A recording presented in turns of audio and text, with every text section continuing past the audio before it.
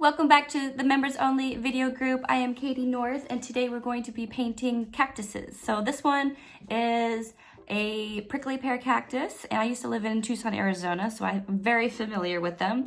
And I thought we would do kind of a fun texture twist on it. So I love the texture that you get from salt, and so we're using very specific salt pieces to add color but not have it spread out all over the painting and just have it really detailed, tiny texture. So we're gonna give it a try for the inside of the prickly pear. So I hope you enjoy this tutorial and let's get started. Jumping right in, I have made my drawing on my paper. You can definitely sketch out your own prickly pear, or you can use the one provided. Simply put it under a piece of watercolor paper and put it up in a sunny window, or use a light box and you can kind of transfer that way. Or pretty simple, draw your kind of oval shapes and connect them, and then little oval tops for the little flower buds on the top.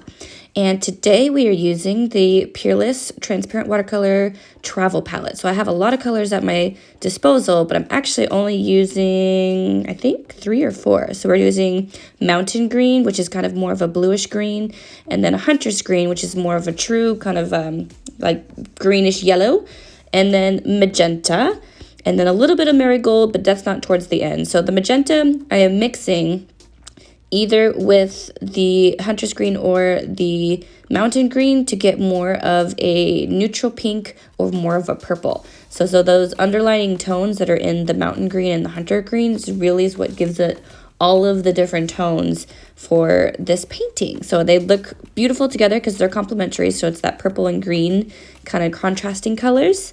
And so now I'm just kind of playing with them, getting little puddles of paint on my paint palette.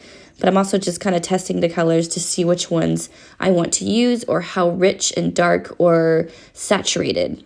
So I know I want to start off with a very light amount of the Hunter's Green. So I want the base of this to be kind of like a light green, and then all of the detail and texture I'm going to go back through with the Mountain Green. So this first wash, lay down almost all water, and then as you're kind of getting enough water on the oval area, start adding your Hunter's Green.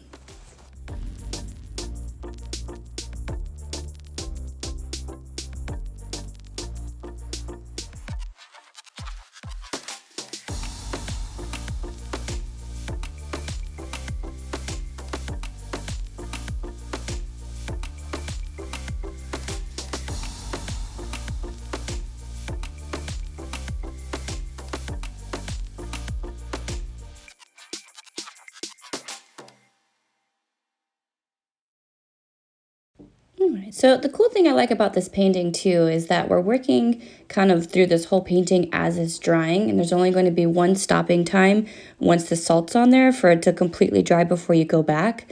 But I really like how the colors blend together and how natural it looks. So the type of paper I am using is the Archie's, let me look real quick, 140 pound cold press. And I feel like when you're working with these paintings that you're like when when you want a good amount of water and kind of texture and things to dry slowly, I feel like the quality of paper definitely makes a difference. So I love using the Archie's. I feel like it's definitely the nicest kind of outcome. A lot of paper that is still cold pressed and says it's 140 pound, it dries a lot faster on the page, and then you get more like water rings almost, like where the paint is kind of drying separate and you're not having enough time to lay down the whole thing and there's not a smooth blend to it. So I feel like the quality definitely is good for this painting. As you can see, I'm almost done laying down all of my really light kind of almost transparent Hunter's Green. And next we are going to pick up a pretty true amount. It's not full saturated. I'm going to kind of dilute it just a tad of the Mountain Green, and then I'm going to start at the edges and then kind of lay it down and let the water that is still wet on the page and in those oval areas kind of saturate and pull the Hunter's Green towards the center of the cactus, and it's just going to give us this really soft kind of blend. And then when you're happy with that kind of middle tone, you're going to do it again, but with a more saturated amount of the Mountain Green on your paintbrush, so there's like a more distinct dark and light tone.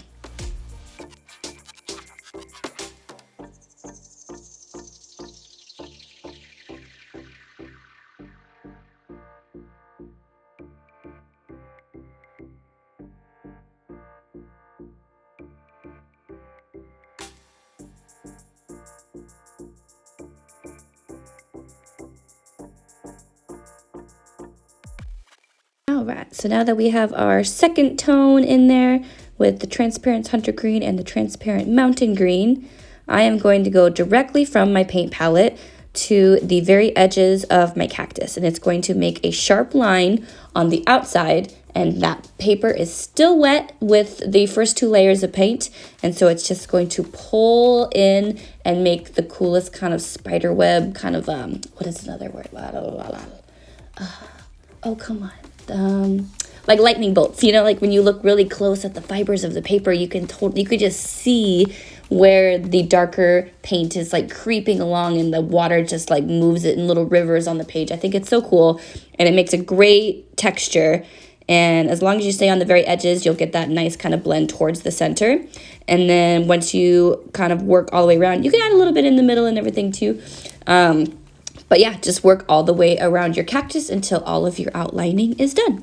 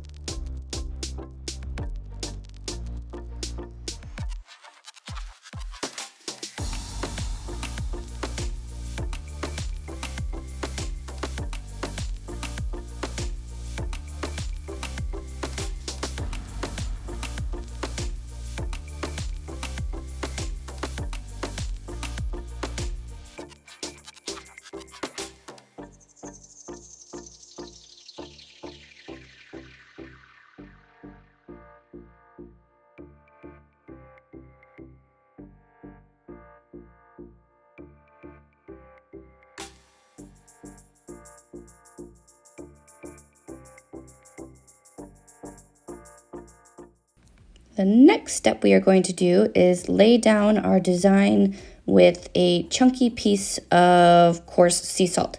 So I'm using the pink Himalayan salt, and I just have a big old thing of it, and I was trying to find all of like smaller pieces, but I actually don't think it matters. You could probably just lay down the bigger kind of rock ones too.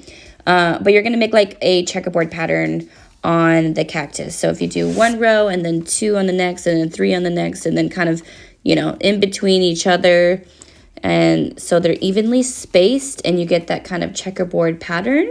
And then this is going to be making the divots and texture on our kind of, I don't even know what they're called. Prickly pear, I don't know. The base? I don't know. The base of it.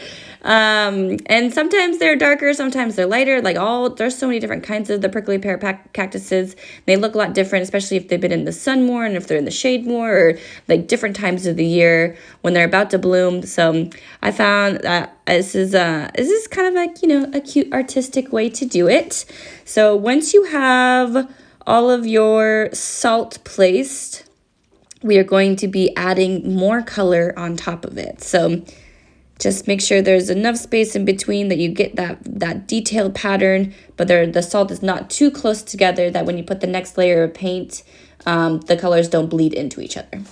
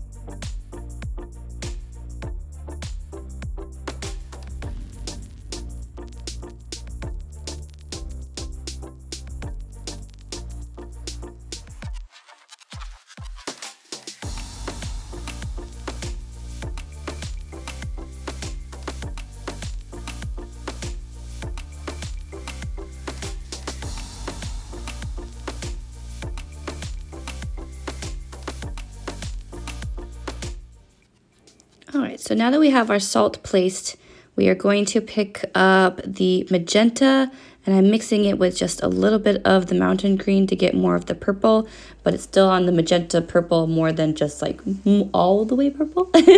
And you're just going to place a little bit of the paint where the bulbs of the fruit or flower buds are touching the top of the cactus, and then letting the water and the cactus bleed and kind of blend some of those in there.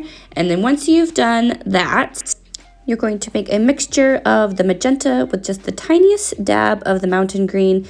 And you want this to be pretty transparent just because it's going to be your first layer for all of the buds and the flowers.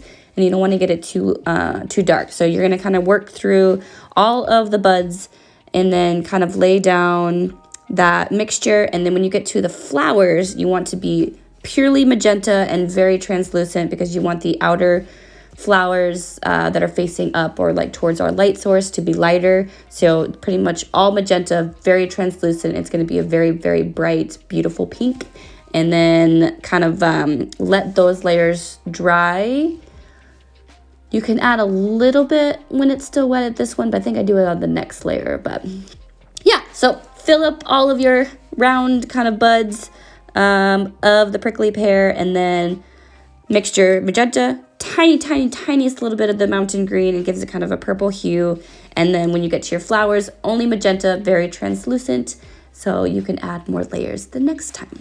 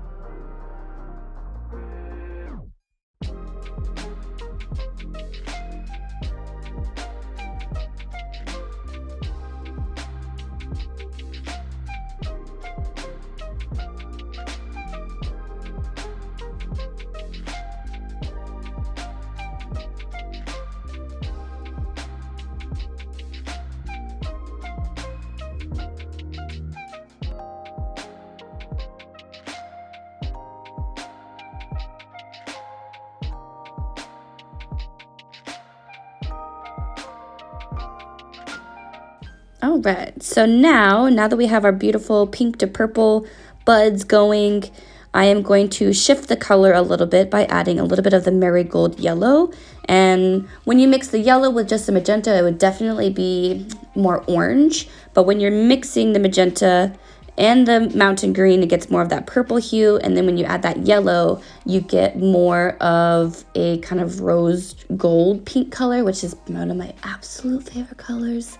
But yeah, it's mountain green, magenta, and marigold yellow, which makes like the most beautiful rose gold. If you ever needed a rose gold, that's like the perfect happy trio. And just kind of placing it just on those buds and kind of giving it that another little layer of color. And then, like I said, we're going to be doing all straight magenta, very transparent color on the flower buds. So that's what I'm going to be doing next. And just make sure that it is pretty light, because you'll want to add a little bit of darker tones on the forward flower petals to give it depth after this layer dries.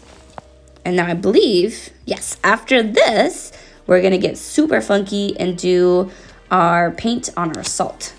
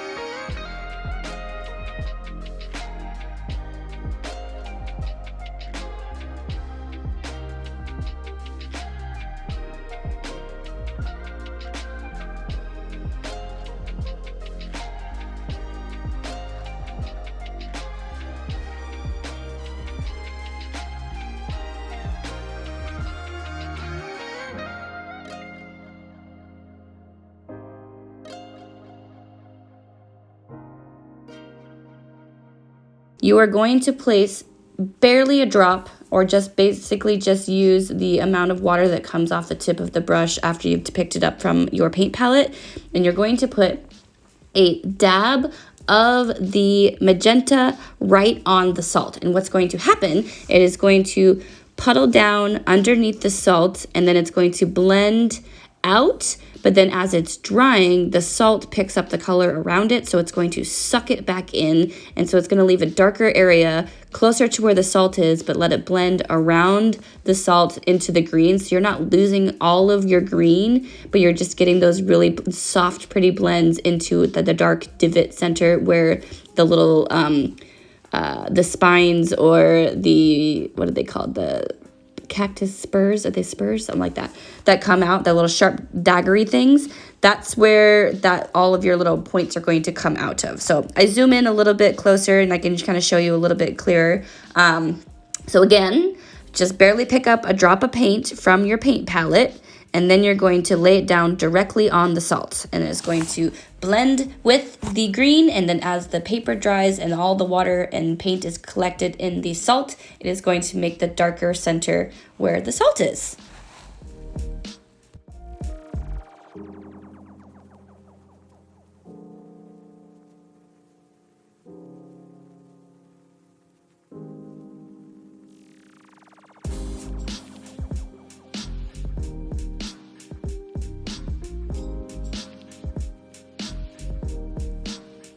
Right, so now you can also kind of work back up into your flowers.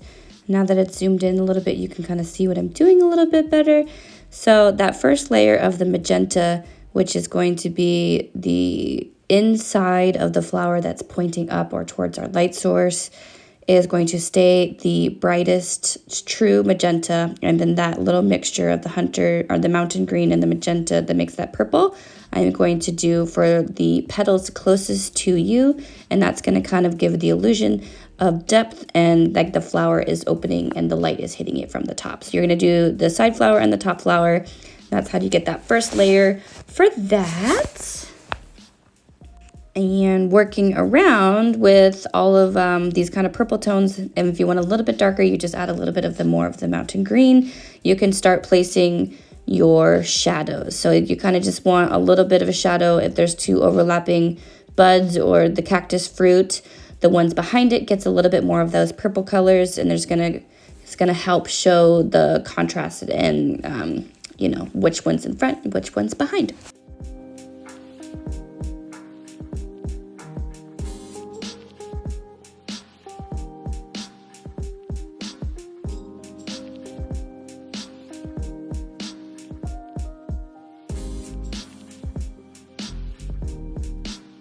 All right, so this point is the only time I ask you to be super patient and let your painting dry completely. Usually I work on a couple different paintings at once, so I avoid this time, but unfortunately this one is pretty detailed and I wanted to get all of the attention on this. So you're just gonna have to be patient with me and let this layer dry 100% before going to the next. I'm so proud of you. You made it. Hopefully you did not take your salt off too early and you caused a smudge or a line or trickle of paint somewhere where it wasn't supposed to be, and you were patient and let the whole thing dry, because now you get to see the awesome texture that it created. So very cool. So quickly, we are going to start on the bottom. And for this, I'm doing a touch of water and a mountain green, and I'm just making a soft blend of water to, you know, where the clean paper is to the painted paper, and I kind of just want to drop a little dab of paint right at the base of the cactus and let the water spread out the same way we did the outline.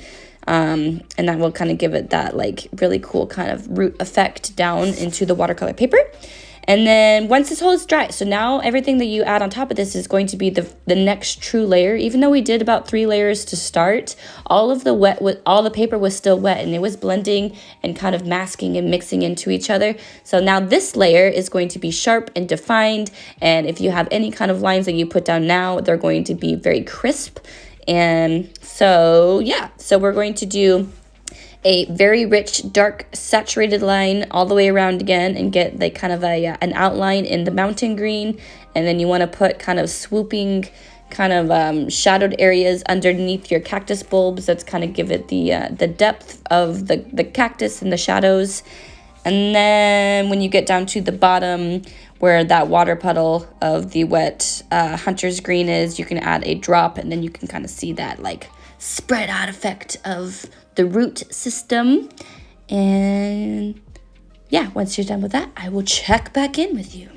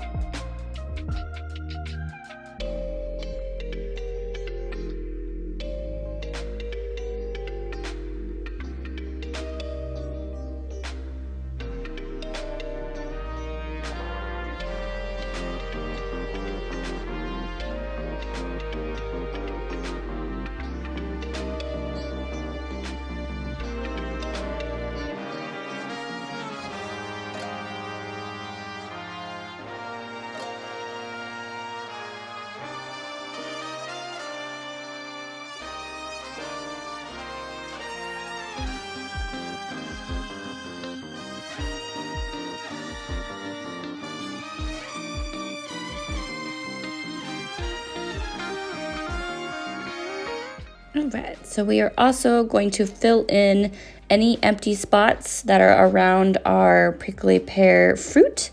And I'm using the mountain green all on its own, very saturated, very dark amount of it, and just kind of filling in any of those empty spaces.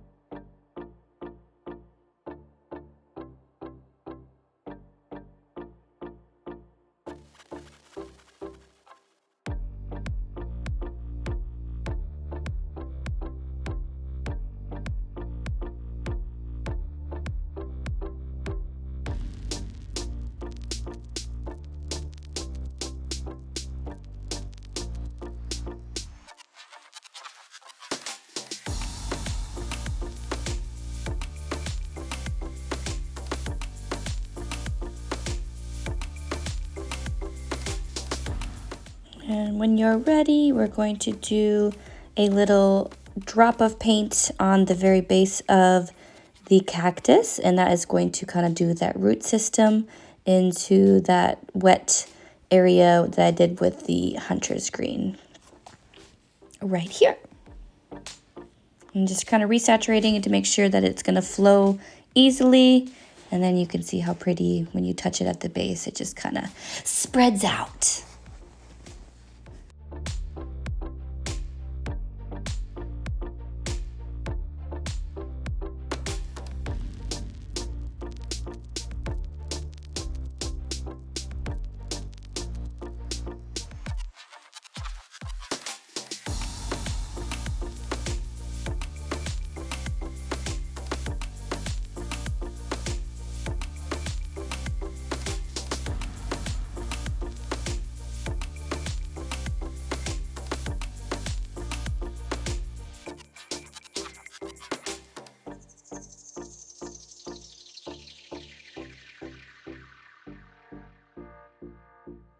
Last little bit of detailing, you're going to get a white ink or white gel pen, and the little bulbs on the top of the cactus fruit have little dots on kind of the same spacing as you did on the bottom of the cactus.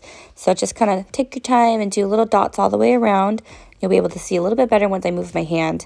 And then once you are done with all of the bulbs, you're going to move down to the body of the cactus.